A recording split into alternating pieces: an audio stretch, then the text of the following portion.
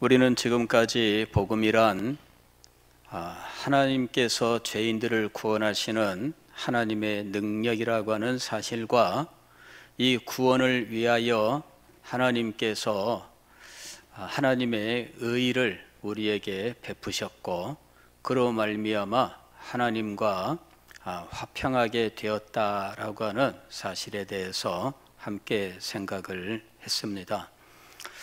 이 모든 일들은 예수 그리스도로 말미암아 이루어진 일이었습니다. 예수 그리스도께서 십자가 위에서 피 흘려 죽으셨습니다. 그래서 이 모든 일들이 이루어진 것이었지요. 예수 그리스도께서 우리가 연약할 때에 기약대로 우리를 위해 죽으셨습니다. 우리가 아직 죄인 되었을 때에 그리스도께서 우리를 위하여 죽으셨습니다. 우리가 하나님의 원수가 되었을 때에 하나님은 아들을 보내셔서 아들의 죽으심으로 말미암아 하나님과 원수된 것을 해결하고 화목하게 만드셨습니다. 그리스도로 말미암아 이 모든 일이 이루어졌는데 우리는 이것을 대속이라고 부릅니다. 대속이라고 하는 것은 대신 죄값을 치르시는 것을 의미하는 것입니다. 그러면 이 대속의 원리라는 것이 도대체 어디서 나왔나 하는 것이죠. 죄인들을 대신하여 의인이 그 죄값을 대신 치르고 죄인은 그 죄를 면제받는 이런 일은 도대체 어디에서 나온 것이냐 하는 것입니다. 사람들은 이것을 합리적으로 설명하기 위해서 여러 가지로 그 근거를 찾아보았습니다.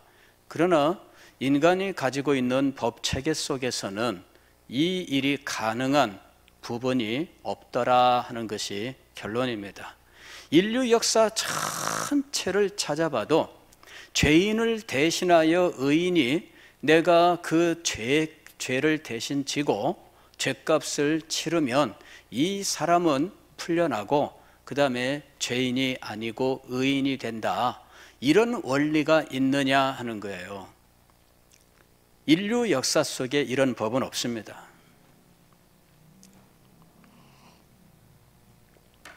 어떤 사람이 이거를 설명하기 위해서 이 친구가 죄를 지었는데 친구 대신 제가 이 벌을 받을 테니 친구는 풀어주세요. 이래가지고 친구 대신 자기가 감옥에 들어가고 죄를 지은 친구는 풀려났다.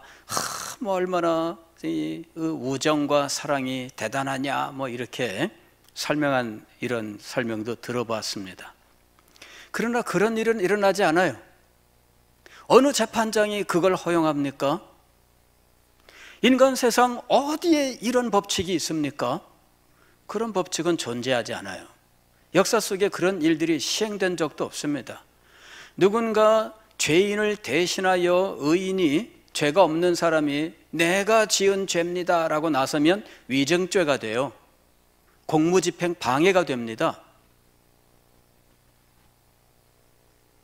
여러분, 하다못해 우리 세상에서 그런 거 있잖아요. 운전하는데 음주운전에 걸렸어요. 옆에 친구가 야, 운전자 바꿔치기 하자. 그래서 운전자 바꿔치기 하는 일들이 심심치 않게 있습니다. 그거 범죄입니다. 운전자 바꿔치기 하면 범죄가 돼요.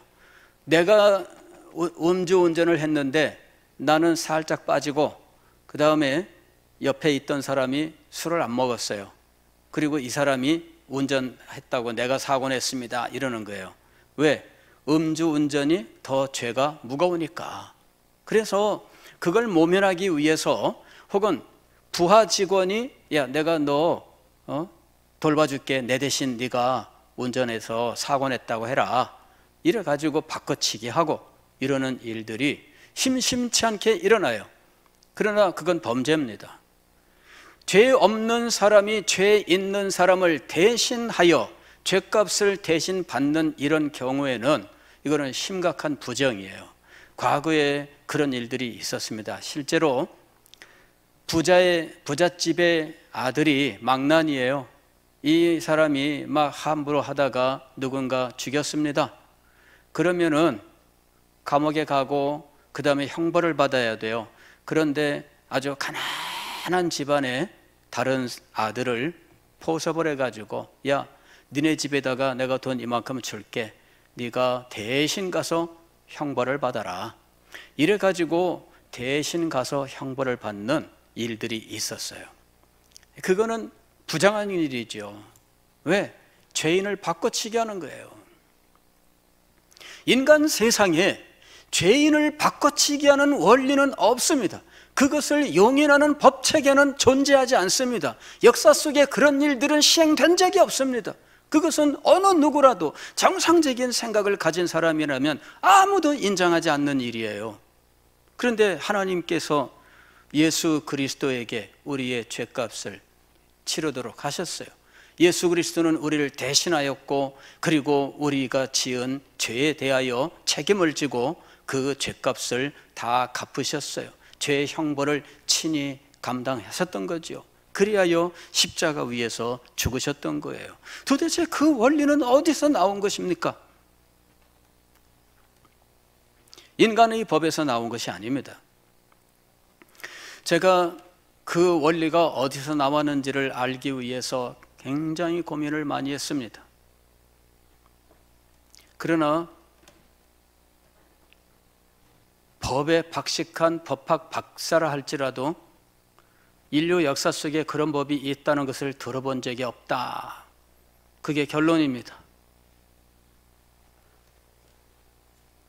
대속의 원리는 인간의 법이 아니에요. 인간의 원리에서 나온 것이 아닙니다. 이건 도대체 어디서 나온 걸까요? 창조주 하나님에게서 나온 거예요. 하나님께서 이 대속의 원리를 세우신 거예요. 그리고 이 대속의 원리가 가능하기 위해서는 죄값을 대신 갚아야 하는 분이 그 일을 기꺼이 인정하고 그 일을 감당해야 했던 것입니다. 그래서 성부와 성자 사이에 대속의 원리를 축으로 하는 죄인들을 구원하시는 언약을 맺었던 거지요. 이 언약을 우리는 구속의 언약이라고 부르는 거예요. 이 구속의 언약 속에 대속의 원리가 세워져 있는 겁니다. 이것은 인간의 세상에서 인간끼리는 시행할 수 없는 거예요. 그리고 인간 역사 속에서는 아무도 동의하지 않는 일입니다. 왜냐하면 인간들은 죄에는 반드시 심판받아야 된다, 그 한계에 갇혀 있기 때문이에요. 하나님께서도 죄는 반드시 심판한다, 이 원리를 끝까지 지키셨어요.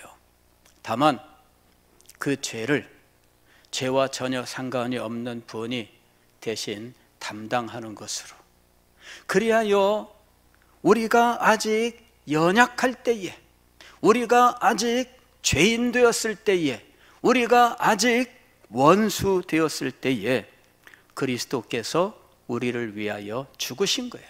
즉 우리를 대신하여 죽으셨던 것입니다. 그리고 그 사실을 믿는 자에게 하나님이 의롭다 하시는 은혜를 베푸신 겁니다. 이것이 1절에 총정리가 되어 있는 거예요. 1장부터 4장까지 해서 길게 사도 바울이 설명했었던 사실입니다. 한마디로, 그러므로 우리가 믿음으로 의롭다 하심을 받았으니 우리 주 예수 그리스도로 말미암아 하나님과 화평을 누리자. 하나님과의 평화라고 하는 것은 하나님의 진노로부터 평화에 이르는 구원을 말씀하고 있는 거예요. 로마서 1장 18절에서 하나님의 진노가 나타났다 이렇게 이야기합니다. 그리고 로마서 2장에서는 하나님의 심판이 있다라고 말씀을 하십니다. 그리고 로마서 3장에서는 이 하나님의 진노, 하나님의 심판을 면제시키는 하나님의 의가 나타났다 이렇게 이야기합니다. 이 하나님의 의는 바로 예수 그리스도 그분이다. 그분이 화목제물이 되셨다 이렇게 말씀을 합니다. 그의 피로 말미암아 하나님과 의롭게 되는 이 일이 이루어졌다 이렇게 설명을 합니다. 그리고 로마서 4장에서는 이 일은 유대인에게나 이방인에게나 다 동일하다 이렇게 이야기합니다. 믿음의 원리에 의해서 누구나 의롭다함을 받으며 믿음의 원리에 의해서 믿음의 조상 아브라함의 후손이 된다 이렇게 이야기를 했던 것입니다. 그리고 5장 1절부터는 바로 이 하나님과 함께하는 이 평화를 누리자 이렇게 이야기를 하고 있는 거예요. 믿는 자는 믿음으로 말미암아 의롭다 하심을 얻으며 이 일은 예수 그리스도의 십자가의 죽으심으로 말미암아 이루어진 일입니다. 그리고 믿음의 내용은 예수 그리스도의 십자가의 죽으심으로 말미암아 우리는 하나님의 의를 얻는다라고 하는 이 사실을 믿는 믿음으로 우리에게 적용되는 거예요. 즉 우리의 것이 되는 거예요. 제가 보험약관에 동의해야 된다라고 하는 이 것을 몇 차례 설명을 드렸습니다.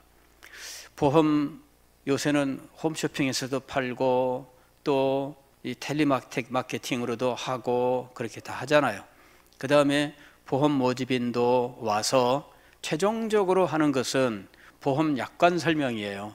그리고 그 약관에 동의하는가 그겁니다. 예. 그래서 하나하나 확인해요. 저도 한번 전화를 받았더니 이러이러한 그 보험 신청하셨죠? 예. 이 약관을 읽어드릴 테니까 그 약관의 예라고 동의를 해주셔야 됩니다. 지금부터 대답하시는 것은 녹음이 됩니다. 그렇게 얘기하더라고.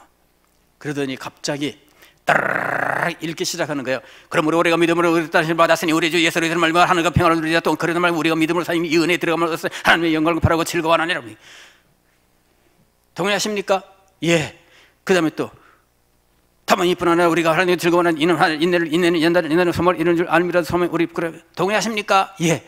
난 무슨 내용인지 모르는데 어쨌든 예라고 대답을 했어요. 그랬더니 나중에 제일 끝에 자 이제 다 동의하셨습니다 그러더라고. 난 무슨 말인지 못 알아들었어요. 해야 된다고 해서 했어요. 여러분, 믿음은 무엇인가? 하나님께서 우리에게 이 하나님의 진노, 하나님의 심판 가운데 있는 죄인인 우리에게 예수 그리스도가 우리의 죄를 대신 감당하셔서 우리의 죄값을, 죄 형벌을 다 치르셨고 이를 믿는 자는 의롭다 하심을 인정한다는 사실을 믿습니까? 요거예요. 내가 그 사실을 알고 마음속에서 진정으로 동의하고 그리고 그 사실을 내가 아멘 하면서 믿는 거예요. 문제는 그렇게 되면 하나님과의 평화, 즉 구원 혹은 심판이 없음이라고 하는 이것이 우리에게 현재적으로 이루어진다라고 하는 것입니다. 요한복음 5장 24절 말씀을 보면 내가 진실로 진실로 너희에게 이르노니 내 말을 듣고 또 나 보내신 이를 믿는 자는 영생을 얻었고 심판에 이르지 아니하나니 사망에서 생명으로 옮겼느니라. 여기 믿는 자에게 어떤 유익이 있는지에 대해서 세 가지로 말씀을 하고 있습니다. 첫째는 영생을 얻었고 이랬습니다. 영생을 얻었고, 둘째는 심판에 이르지 아니하나니, 셋째는 사망에서 생명으로 옮겼느니라 이렇게 말씀하고 있어요. 이 모든 일들은 세 동사로 선언되었는데 이 동사의 헬라어 시제는 소위 에어리스트라고 하는 걸로 되어 있어요.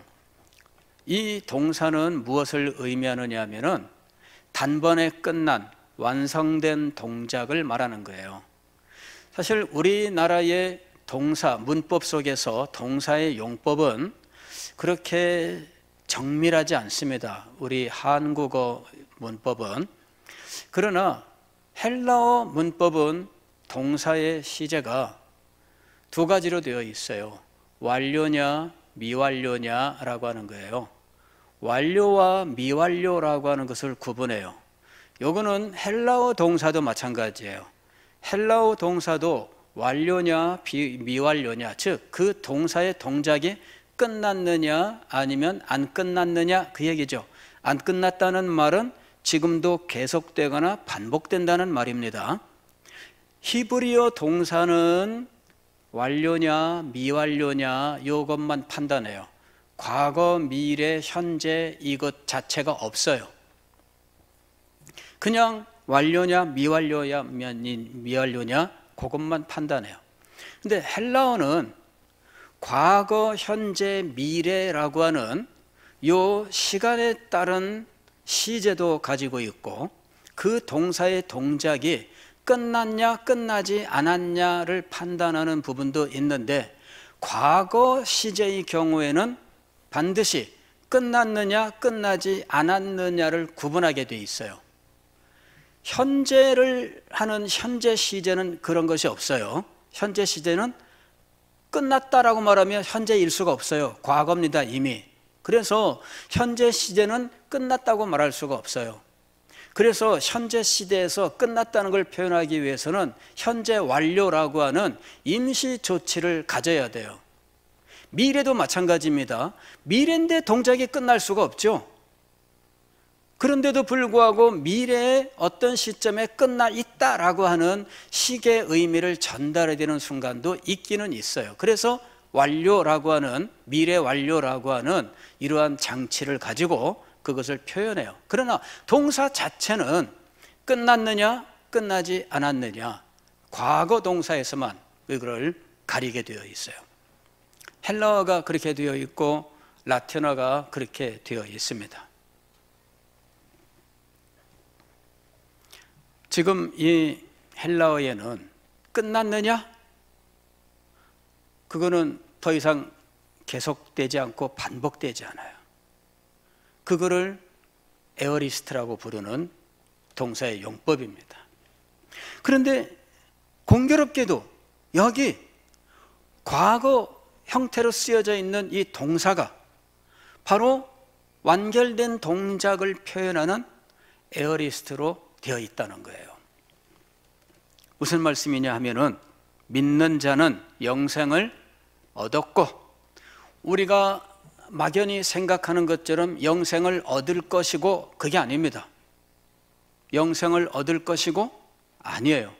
예수님의 말씀은 여기서 명확하게 영생은 이미 얻었다 이렇게 말씀하고 있는 거예요.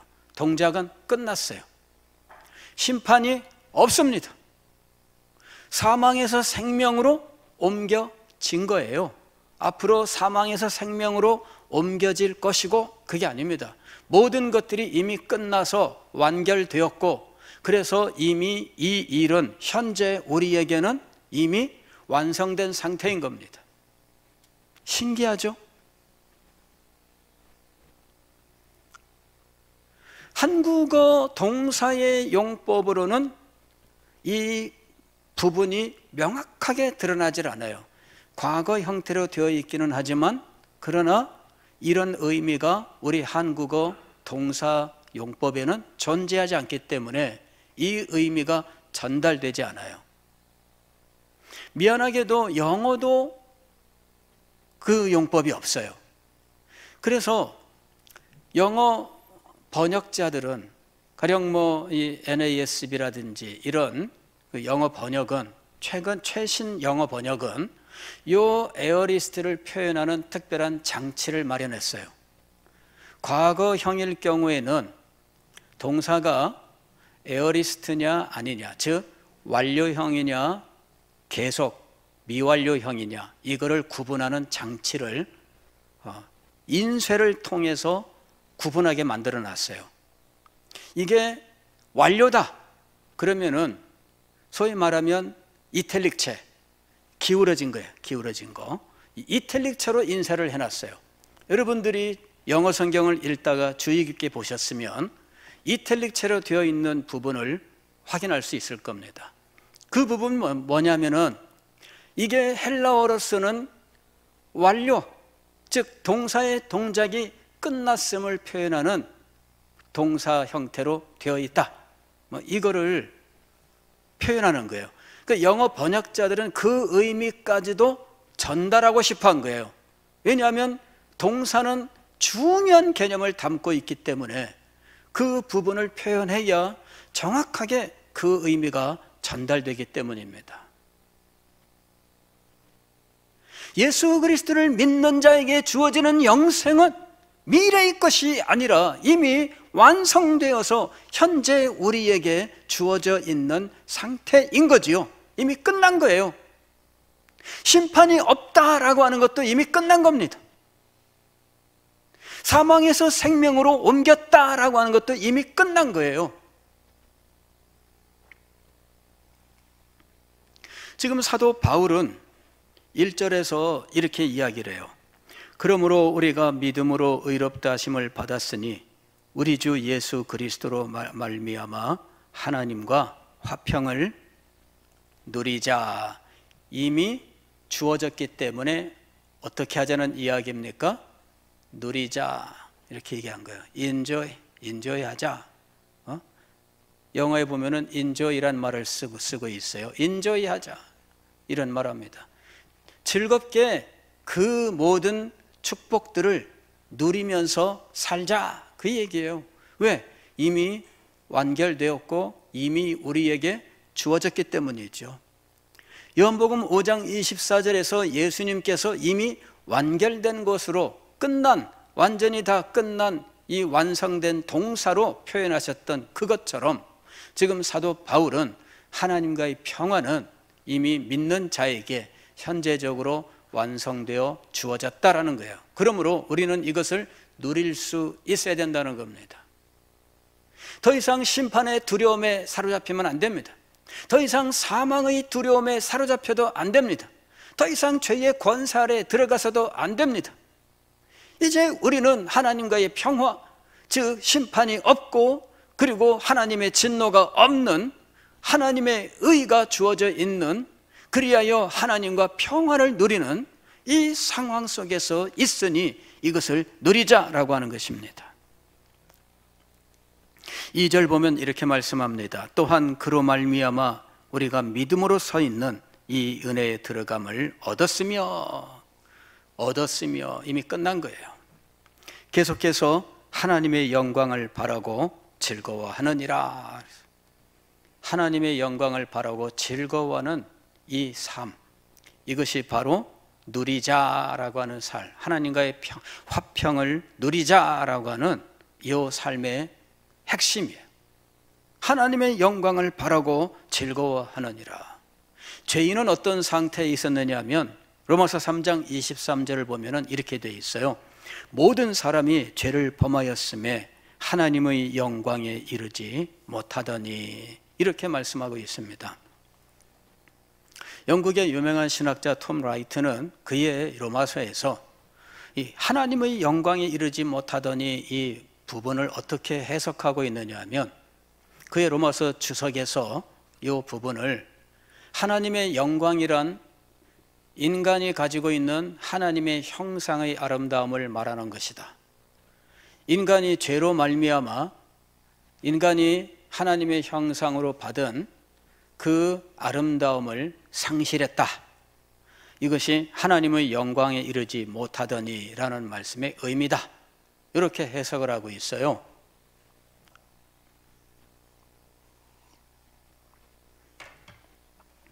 저는 반대입니다. 그분은 하나님의 영광에 대하여 알지를 못해요. 미안스럽게도 학문적으로는 그분이 저보다 하늘 끝에 닿은 위치에 있습니다. 그렇다고 해도 성경을 보는 안목이 저보다 뛰어나다고 말할 수 없습니다. 학문과 성경을 보는 눈은 달라요.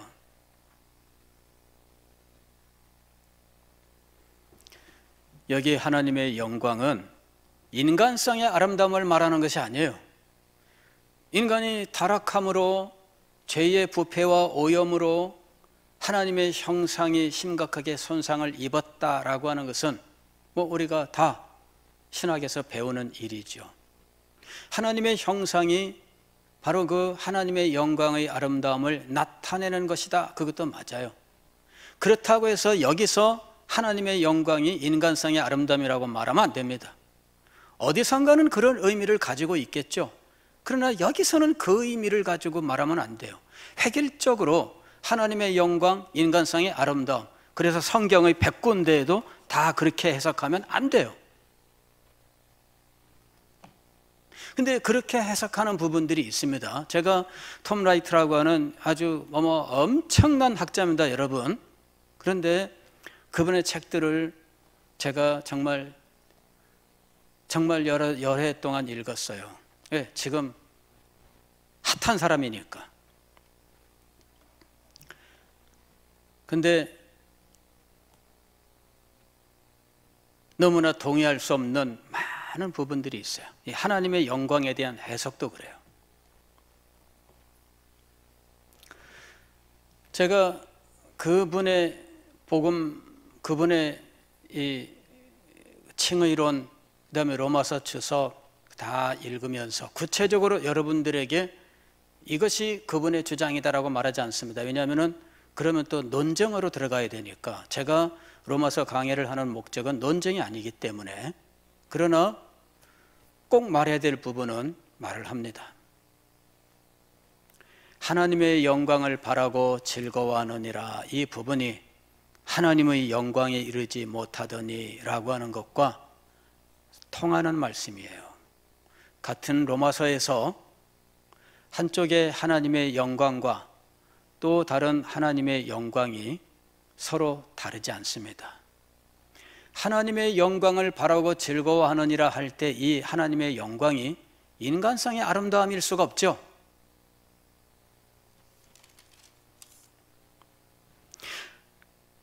이 은혜에 들어감을 얻었으며 하나님의 영광을 바라고 즐거워하느니라. 이때 인간성의 아름다움을 바라고 즐거워하느니라 이렇게 해석할 수 있나요? 해석할 수 없어요. 그러므로 로마서 3장 23절에서 하나님의 영광에 이르지 못하더니는 하나님의 영광을 기뻐하고 즐거워하는 이 하나님과의 친밀한 교제의 삶이 상실된 인간의 비극을 의미하고 있는 거예요. 하나님의 영광을 기뻐하고 즐거워할 수 없는 죄인들의 모습입니다. 죄인들은 하나님의 영광을 아랑곳하지 않습니다. 죄인들은 하나님의 영광을 향하여 나아가지 않습니다. 죄인들은 하나님의 영광을 기뻐하고 즐거워하지 않습니다. 그러나 예수 그리스도의 십자가의 죽으심의 은혜를 믿는 자들에게는 하나님의 의가 주어지고, 그리고 그들은 하나님의 영광을 바라고 즐거워할 수 있는 하나님과의 친밀한 교제가 회복된다라고 하는 것이죠. 하나님의 진노에서 벗어났습니다. 하나님과의 원수에서 벗어났습니다. 하나님과 화목하게 되었습니다. 하나님과 평화를 누리게 되었습니다. 그래서 그는 비로소 하나님의 영광을 바라고 즐거워하게 된 거예요. 웨스민스터 소요리 문답 제1문은 인생의 제일 되는 목적에 대해서 이렇게 이야기합니다. 인생의 제일 되는 목적은 하나님을 영화롭게 하며 그를 영원토록 즐거워하는 것입니다. 그것이 하나님의 의를 믿고 하나님의 의로 인정을 받은 사람들이 누리는 복된 상태예요. 과거에는 하나님의 영광에 이르지 못했습니다. 과거에는 하나님의 영광을 외면했습니다.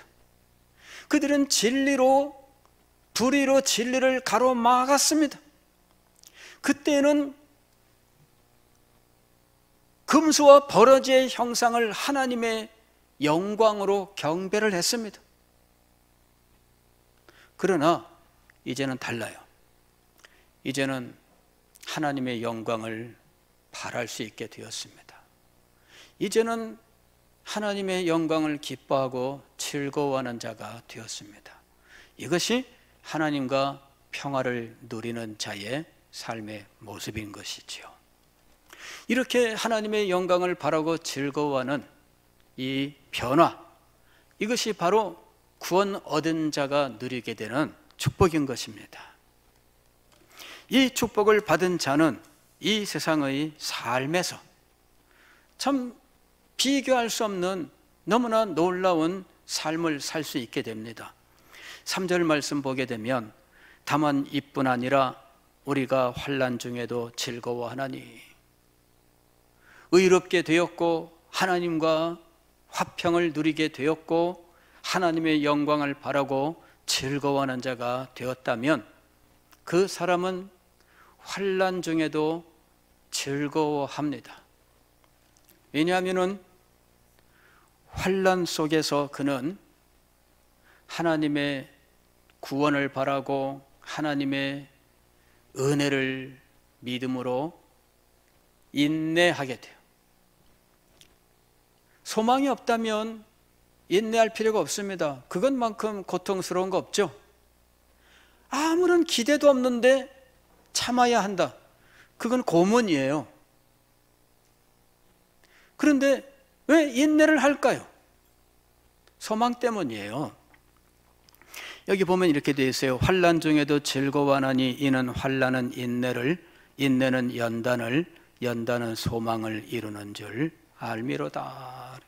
소망을 이루는 줄 알미로다. 즉 소망이 있다는 이야기죠. 이 소망 때문에 환난 중에도 기뻐하면서 인내할 수 있고, 인내를 통하여 그는 믿음의 연단을 하게 되고, 이 연단으로 더 순결하고 더 아름답게 되고, 그는 드디어 소망하던 곳에 이르게 되는 거예요.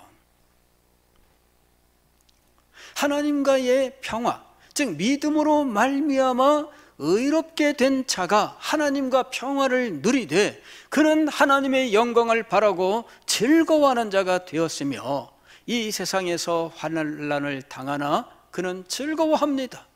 그는 기쁨으로 이 환난을 인내합니다. 그리고 그는 그 인내를 통하여 그의 믿음이 더욱더 정결하고 더욱더 강건하게, 더욱더 아름답게 됩니다. 왜냐하면 그는 앞에 있는 소망을 바라보았기 때문이에요.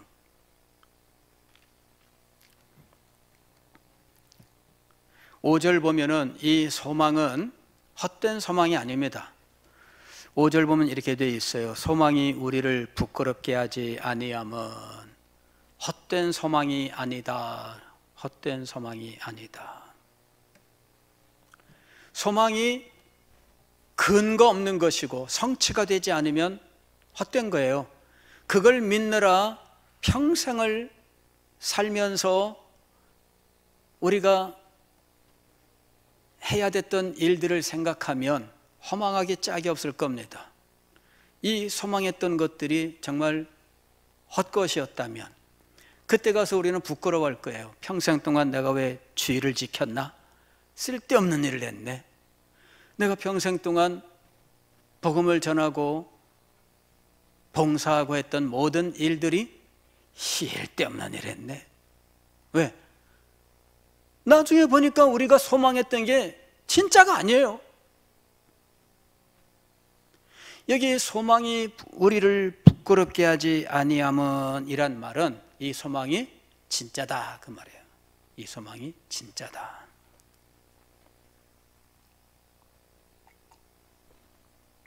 그런데 참 놀라운 것은 이 소망에 대한 하나님의 보증이 있다는 거예요. 현재적으로. 이것이 5절의 하반절입니다. 우리에게 주신 성령으로 말미암아 하나님의 사랑이 우리 마음에 부은 바 됨이니. 성령이 우리에게 주어지고 성령이 우리에게 역사하시는 것이 바로 하나님께서 우리에게 주신 소망의 도장이에요. 그래서 로마서 1장에서는 성령을 가리켜서 보증, 그 다음에 인 이렇게 표현하고 있는 거예요. 인이라고 하는 것은 도장입니다. 예, 도장을 찍어서 최종적으로 확증하는 거예요. 그리고 도장을 찍어야 보증이 확실하게 되는 거예요.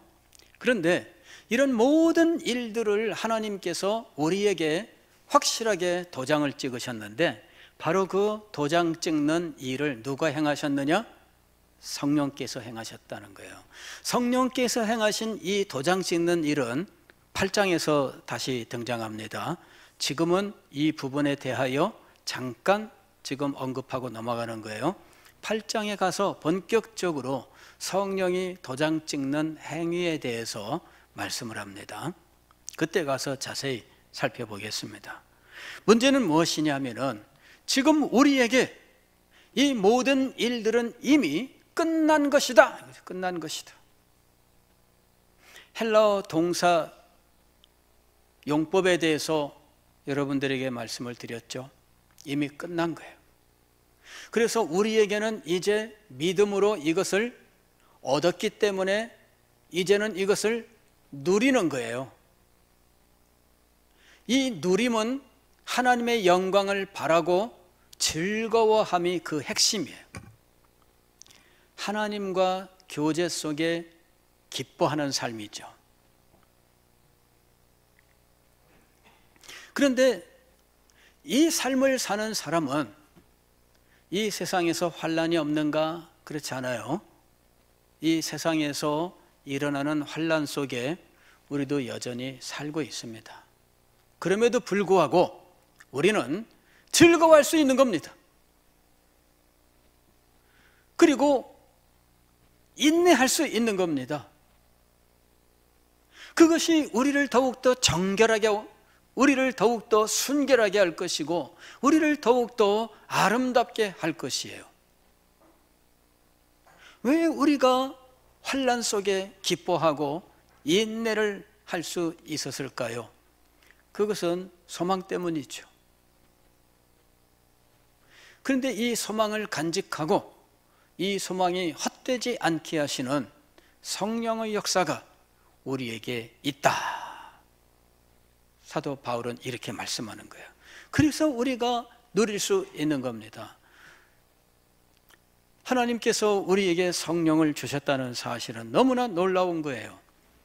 예수 그리스도께서 제자들을 떠나시기 전에 보혜사 성령이 오실 것에 대해서 말씀을 하셨습니다. 요한복음 14장, 15장, 16장에서 보혜사 성령이 오실 것에 대해서 얼마나 말씀하셨는지 오히려 이렇게까지 말씀하셔요. 내가 너희를 떠나는 것이 너희에게 유익이다. 이렇게까지 말씀하셔요. 왜? 내가 너희를 떠나면 보혜사께서 오실 것이기 때문에. 또 다른 보혜사, 예수 그리스도 자신이 보혜사였다는 사실을 증명하는 거죠. 그러나 예수 그리스도께서 떠나시면 또 다른 보혜사를 보내실 것인데 그 또 다른 보혜사, 즉 성령께서 오시는 것이 너희에게 유익하다 이렇게 말씀하셨어요. 왜냐하면은 이 성령께서는 믿는 자 속에 임재하시고 그와 모든 일에 함께 하시며 그에게 역사하시기 때문이에요. 그 속에서 하나님의 말씀을 가르쳐 주시는데 너희를 모든 진리 가운데로 인도하시리라 말씀하셨어요. 진리 가운데로 인도받는 거 얼마나 복되고 영광스러운 삶입니까? 성령께서 우리를 진리 가운데에서 마음껏 다니게 하실 거예요. 우리를 진리 세계에 들어가게 하시고 그 속에서 마음껏 마음껏 여기저기를 다니면서 그 진리를 탐구하게 하셨어요. 그러면서 인도하시는 거죠. 인도하시는 거. 이거는 진리를 가르치시고 깨우쳐 주시는 거예요. 더군다나 성령께서 우리의 손을 붙잡아 인도하셔요. 성령께서 우리 속에서 하나님의 뜻을 따라 기도하시는데 우리의 영과 더불어 기도하셔요. 우리의 영이 연약하여 기도할 수 없을 때 성령께서 친히 우리를 위하여 간구하셔요. 이 성령의 역사가 얼마나 놀라운지 모릅니다. 그래서 예수님께서 내가 너희를 떠나는 것이 너희에게 유익하다. 왜냐하면 또 다른 보혜사가 너희에게 오시기 때문이다 라고 말씀하셨던 거예요. 그 보혜사 성령께서 예수 그리스도께서 이루신 이 구원의 은혜, 하나님께서 죄인들을 위하여 행하신 이 놀라운 구원의 역사, 이 모든 것들을 우리에게 적용해서 우리가 그것을 누리게 하시는 거예요. 조직신학에서 구원론은 성령론이라고 불러요. 즉 성령께서 어떻게 그리스도께서 구원을 우리를 위해 이루어 놓으신 그 구원을 우리에게 누리게 하시는가, 이게 구원론입니다. 누가 행하시는 일이라고요? 성령께서 행하시는 일이에요. 그래서 그리스도께서 행하신 이 일을, 구원 사역은 객관적인 구원 사역이라 이렇게 부릅니다. 그러나 성령께서 우리를 구원으로 인도하시는 이 사역은 주관적인 구원 사역이다 이렇게 부르는 거예요. 일대 객관과 주관은 믿는 자를 기준으로 합니다. 믿는 자를 기준으로 내 밖에서 이루어진 그리스도의 십자가, 그것이 내 속에서 적용될 때 이거는 주관이에요. 그래서 객관과 주관은 믿는 자를 기준으로 하고 있는 거예요. 믿는 자 밖에서 이루어진 일은 객관적인 구원 사역입니다. 이는 그리스도께서 행하신 일입니다. 그러나 믿는 자 속에서 이 구원이 일어나는 것은 성령께서 행하시는 겁니다. 이것을 주관적인 구원 사역이라고 부르는 거예요. 이 일이 성령으로 말미암아 우리에게 일어났고 우리는 현재 그 일들을 누릴 수 있게 된 겁니다. 누릴 수 있게 되었는데 누리지 못한다면 어리석은 거죠. 아니, 누릴 수 있게 되었는데 왜 믿지 못하고 두려워하고 그냥 벌벌 떨면서 살아야 될까요? 성령께서 우리에게 참되게 그리스도의 십자가의 구원을 적용하여 믿음으로부터 영광에 이르도록 인도하실 것입니다. 그러므로 우리는 지금 성령과 더불어 이 구원의 은혜를 누리며 살아야 하는 것이에요.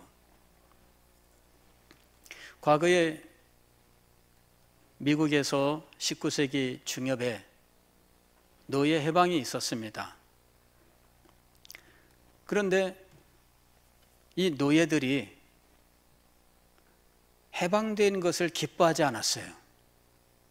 왜냐하면 주인이 먹여주고 입혀주고 재워주고 그것 자체가 굉장히 열악한 환경이었지만 주인 집에서 해방되어 나오면 그것조차도 없으니까, 그죠? 그래서 주인님 제발 저를 내보내지 마세요. 그런데 이 해방을 기뻐하고 즐거워하여 주인집을 박차고 나온 사람들이 있었습니다.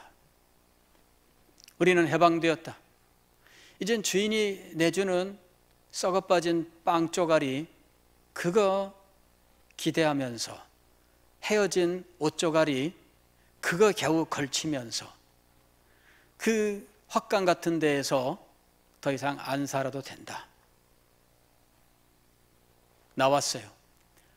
나오면 죽을 줄 알았더니 나와서 노력하니까 얼마 후에는 주인집에 있던 것보다 더 복된 삶을 살 수 있었던 것이죠. 이 자유를 누리지 못하는 사람들은 그냥 노숙자가 되고 너무나 비참한 가운데 살 수밖에 없어요.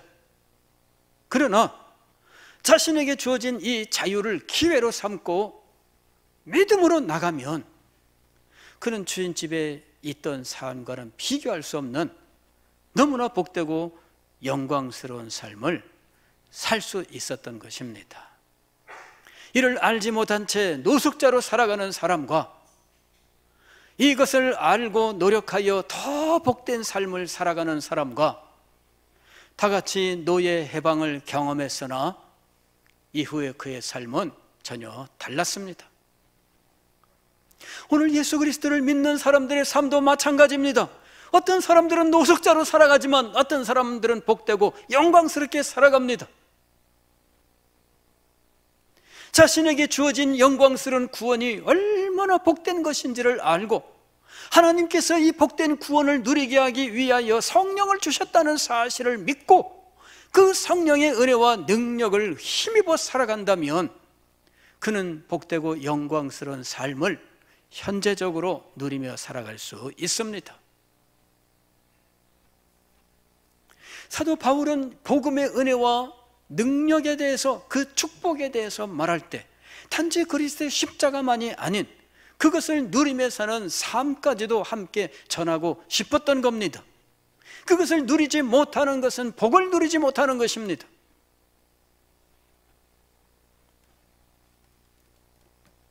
우리는 이것을 누릴 수 있어야 됩니다.